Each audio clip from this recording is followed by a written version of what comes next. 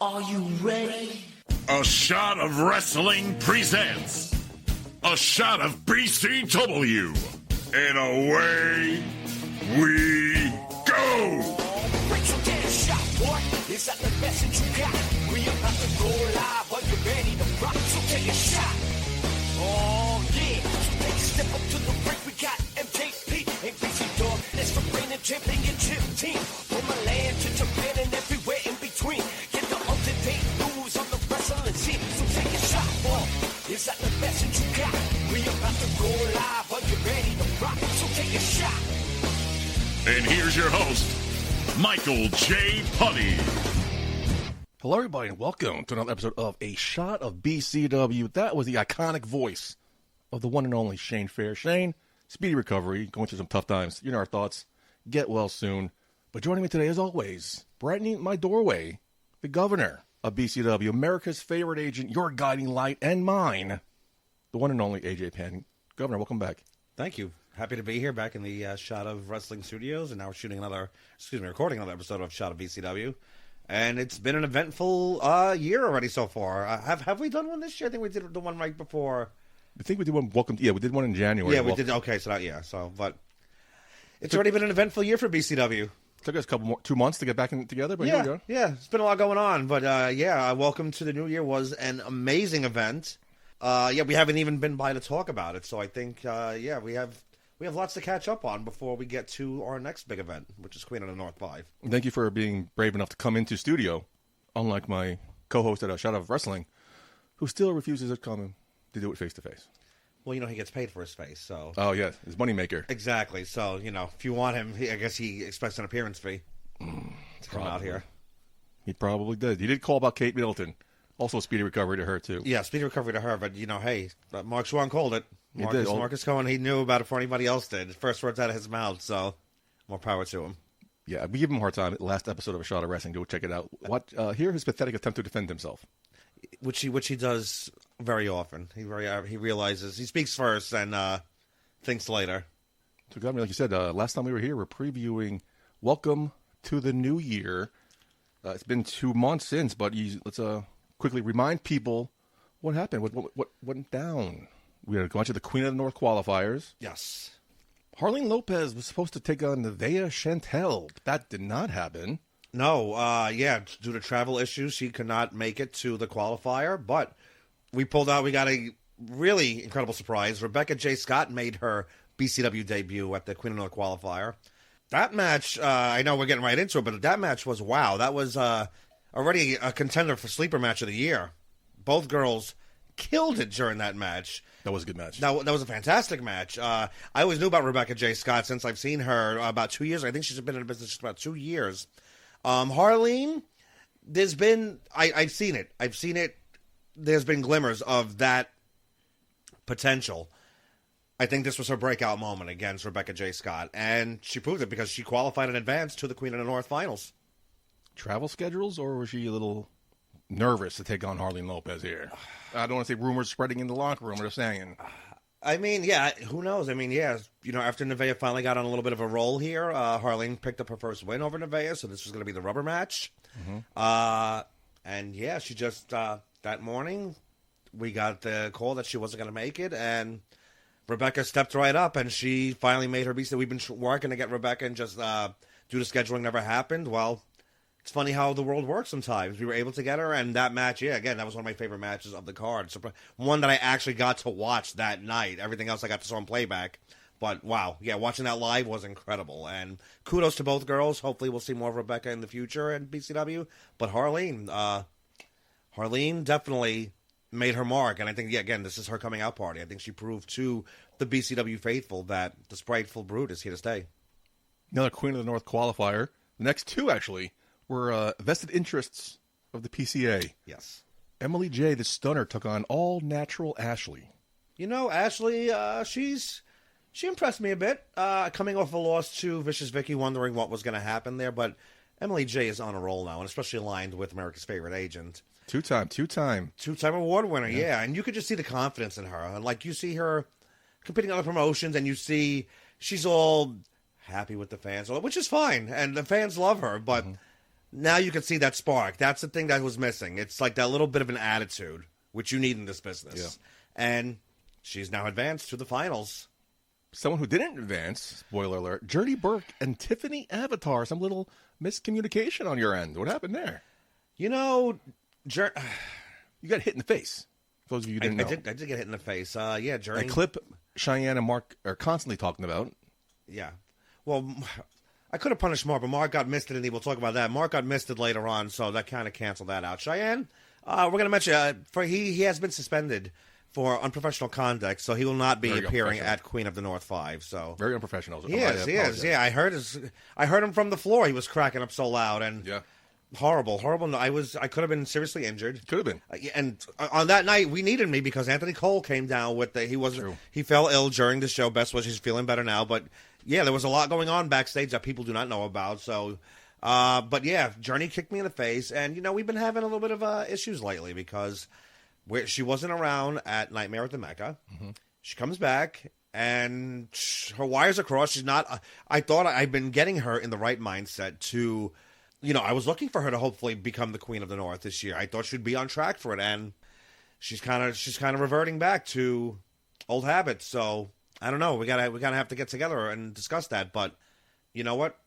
Plan B and Emily J is now kind of the prize pupil of the PCA right now. Wow. Yeah. I mean, you got that great promo giving Journey Burke advice, thing that she could be in the title picture a couple months ago. Was summer? Yeah.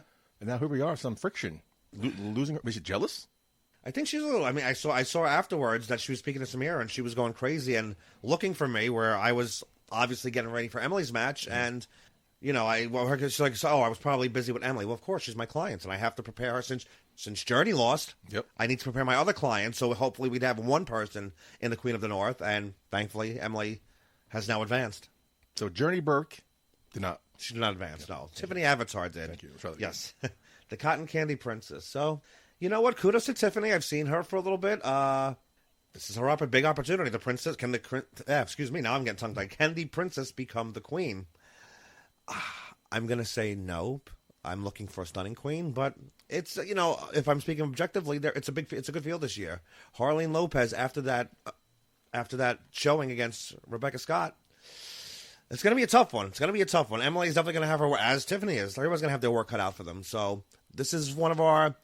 And this Queen of the North finals, different than others. These are 3 up-and-comers in BCW. So that's just showing you how the talent has evolved and how the talent coming in right now is just so advanced and so ahead of their time that now they're competing for one of the biggest prizes. I mean, look at the past Queen of the North. Faye Jackson, Vanity, Danny Moe, Christina Marie. Those are 4 accomplished talents. Mm-hmm. And 2 of them are former BCW Women's Champions. The other 2 have done so much on the independent scene, and they're looking to do more in BCW. So to have your name amongst those 4 women is going to be incredible for their careers. And Christina Marie still has that title opportunity. She does. She has not cashed in yet. So it might be 3. Yeah, so we have to see when that's going to happen. Theo Ivory took on Just Saying. You know, that was a surprising match. Theo I think he finally broke out of his slump as well. He showed us the Theo that he truly is, the one that we heard on the back then Twitter Spaces, now the X Spaces or whatever they want to call it. And whenever he'd cut promos, and we finally saw the Theo Ivory. Very impressed. Just Saying made his debut. Very impressed by him as well. The BCW faithful slowly took to him, but Theo, great job by Theo. I got to say it. He was one of those, as we say, 3 strikes you're out. Theo saved himself, and I think he finally maybe. Welcome to the new year. Maybe he felt it was a new time to finally show us who he really is. For a start, yes, exactly. New Theo Ivory, or the Theo Ivory we've been waiting to see, and scored him a big victory. So, looking forward to see what the future holds for him. Well wishes to him, though. He got injured recently. So, really? Yes. I don't want to say wasn't a broken leg, but it kind of a little bit of a serious injury. So, hopefully he's back sooner than later. So, Theo Ivory, best wishes out to you, my man. Yeah. Hopefully we'll see you back soon at BCW. Vicious Vicky defended the championship against Ultraviolet. Now, that was a great end of the match when Mark Schwann got... Oh, my God, please. Can we got talk the about mist that? Yeah, we got to start with that. But that's what he gets. But it was great to see Ultraviolet as well make her debut at BCW. That was a fantastic match between both of these women. Vicky, she's coming into her own with this new incarnation of herself. However, her and Mark Schwann don't seem to be vibing as well with this. Who does vibe with him? I mean, yeah, she was very briefly, but nobody really. Yeah. Yeah, she never needed him. She never needed him, no. And he's one, again, he glams on to established talent, where I make talent. Exactly. So, but the two competitors, fantastic match. Ultraviolet, hopefully we get to see her back. She definitely threw her name in contention, obviously, and to make a return to BCW. Vicky came out the victor despite Mark Schwann. Yeah. But, yeah, so now she will be at the Queen of the North. We're still waiting to hear on her opponent. We'll talk about that in a future episode. But, yeah, again, this card was so... On paper, too, I was a little worried, and I was like, I didn't know how. I mean, I expect everybody to deliver, but everybody, I think, over-delivered. And you guys promised us, the BCW faithful, an amazing main event. And Anthony Gangone teaming with Darius Carter to take on the formidable team of Jay Bougie and Face. You said you do a lot of stuff going backstage. Part of this was this opened the show. These guys couldn't wait. You had me and Cheyenne in the ring, and all of a sudden, chaos erupts. Yes. You want to explain what happened here? Most of you missed it? Yeah, so, welcome to the new year one. And I love the visual of you and Cheyenne in the ring. That was great. You guys did a great job kicking off the show. Wanted to give a... There was one picture, again, remember the camera's facing up. I put him in my pocket. It looks so tiny. it always looks like this. Cheyenne he's a tiny, tiny man. Very small. Yes, he is. But, I loved it. So, a great... I love Shane Fair, but I wanted to kick off the BCW year of 2024 bit of a different way. Give you guys, you guys been working, I guess I could say, Cheyenne, you guys been working hard, so need to get you guys some FaceTime. And, well, didn't last long because, of course, Gangone and Bougie start brawling all over the building. And then, a minute or two later, Darius and Face start brawling. So, this needs to be, there was no other plan for a main event. Nope. And then Anthony Cole comes out and allows them to kick off the show. So, a lot of turmoil backstage. I didn't know what to do. The bell rings, and our main event is our opening contest. Like that Seinfeld episode. Yeah. It started with the end. It was, and it was everything you expected it to be. Darius just getting involved when he needs to and showing his dominance. Gangone, of course, brawling with Bougie and Face. Face, I think, had his breakout moment as well. He proved that he can hang with the big dogs here. Definitely interesting moments. Bougie almost, he teased he was going to stomp Darius, which that was a bit surprising. Yeah. Gangone and Darius, we kind of knew there was going to be tension, but there was a lot more tension than expected. And Darius spoke about it later on, as you can see on our social medias. But yeah, Face, give it up to Face. Face did not tap out. He passed out to Gangone's sleep paralysis. But yeah, that was our main event, which opened the show. And what about Gangone picking on the tension between Face and Jay Bougie? Are they no more a team? There's no bad blood between them per se, but I think they want to go in their own directions. Okay. That's what I was told by Jay Bougie. He's like, he still loves Face, but they're on two different paths right now. And maybe Bougie, I think, kind of maybe a little tired of babysitting Face, and especially after we saw at Nightmare at the Mecca, he couldn't control him any longer. And Bougie and Darius have established a really good relationship, sort of a mentor-mentee relationship, and Face just shoves Bougie down and picks a fight with Darius, which I'm sure Bougie did not like. So, and I don't even think he wanted. Leading up to it, he did not want this match. He did not want to be in the ring against Darius Carter because, again, he sees that's almost like a mentor to him. And like you and Mark Schwann. Exactly, yes. The way Mark Schwann looks up to me, and he just doesn't admit it yet, by the way he tries to emulate me. Everyone knows it. I mean, everybody sees it, yeah. He's, and it's fine. I wish he would just come to me and admit that he needs the guidance of the guiding light, but, one day he'll get there. And while this chaos is going around, yes, you found time with Emily to come ringside. Yes. Join me on commentary. Yes. For Daniel Alexander and Mike Law, which ended the first part of the show. Yes. And then kind of the ending was a surprise. I was shocked. So, start off with fantastic match which I knew was going to be from both individuals. Daniel definitely proved he can hang. Mike Law, absolutely. And again, I've said, one of my best friends in the business. I've known for since I've started. I've known how good Mike Law is. He's one of the best in the business. Daniel hung in. He hung in very well. You could see the youth and the immaturity, made a couple of mistakes, which Mike Law was right there to capitalize on. But Mike Law pulled out his victory, which a victory what I think he needed. Big time. Yes. A lot of pressure going to that match, too. There was. I mean, I really didn't doubt Mike Law, but I think maybe I don't know, I think frustration might have gotten to him or his arrogance. Thankfully, he didn't let that happen. But after the match, it's a different story. When I thought all was going to be good, he puts over Daniel Alexander as a future star. I was actually proud. I mean, Emily, we were all proud of him. Yeah. And then he calls me into the ring again. Mm-hmm. And he wants another opportunity after just beating Daniel Alexander. By the way, Cheyenne was so jealous that me and Emily were alone at the table together. He was so jealous. I probably shouldn't have said that out loud, but that's all right. You know, we all know Cheyenne's a little bit of a creep, but but yeah, Mike decides to call me out again, and I'm frustrated. And I'm sick of it because, again, I gave him the opportunity against Gangone. He didn't get the job done, although it was a fantastic match, but he didn't leave with the Grand Dragon Championship. So, time to move back up the rankings. You beat Daniel. Okay, now I can see where we go from there, but he wants something immediately. So I needed a main event. So you know what? He wants to put his money where his mouth is. The new main event would be Mike Law against Darius Carter. World title on the line. Make it or break it. If Mike Law wins, proved us all wrong. New champion. If he doesn't, there's nowhere else for him to go. You gave him like 90 minutes to prepare. Right? This is before intermission. Yes. At the same time, I gave Darius the same amount of maybe a little more. What did Darius say to you backstage? I thought his night was done. You thought his night was done. Darius is a healthy competitor. He likes the challenge, and I think he kind of, even if he was maybe a little ticked off at first, adversity is definitely his friend. And he loves to point to prove people wrong. And Mike Law is one of many who calls him out online and says, oh, I deserve to be in there with Darius. I could beat Darius. Why does he get all of the opportunities, et cetera, et cetera, et cetera. So I think for Darius, I was like, oh, yeah, Mike, okay, I'll give Mike a shot. I'll let him get a rub with greatness and show him why he can't, why I get the opportunities I am.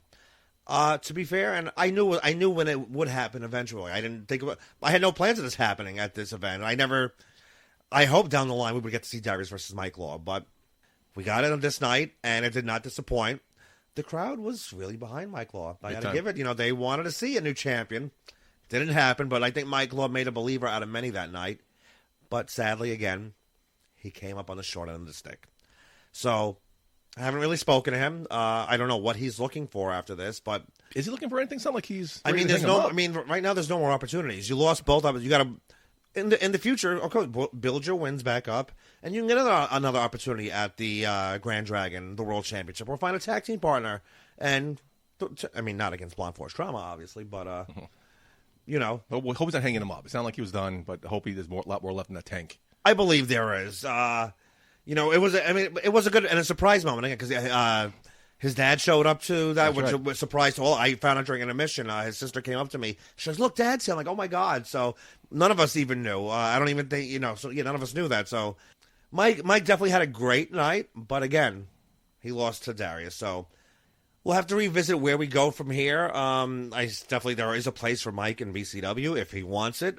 He just needs to start building up those wins again and showing that he deserves to be back in the opportunity, the title hunt, which I think he will be. Just needs to get the attitude under control. That was welcome to the new year. Chaotic, but a great show. If that was a welcome, 2024 is going to be a hell of a year for BCW. I think this is the most chaotic we have started for BCW. Mm-hmm. We've had great starting events, but so much went down. So much potential was shown, and a lot of breakouts.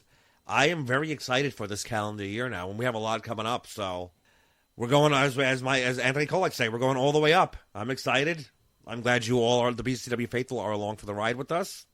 Include under a month away to Queen of the North 5, April 20th, Ridgefield Park, New Jersey. Stay tuned to all of our social medias on the Instagram, BRII_combination_wrestling. On Twitter, X, BCW_wrestling_, and Breed, BRII, combination wrestling on the Facebooks. Tickets to links will be there. Get them while you can. Crown the new Queen of the North. The 5th Queen of the North. Wow, we've made it to 5. Where can people find you on social medias? You can find me on the X at AJPanPCA or _. I always forget. It's pretty sure it's _. PCA. If there's no underscore, just take it out. And there you you go. find PCA. And on Instagram, AJPanPC. And I'm also on the TikTok on AJPanPC. See all my drinking escapades and trying to get the hang of social on TikTok. I know a guy can help you from social media. Oh, the guy. Oh, please. We gave him enough coverage on this show already. So for the governor, I've been your host at Muggle Putty. Until next time, Putty out.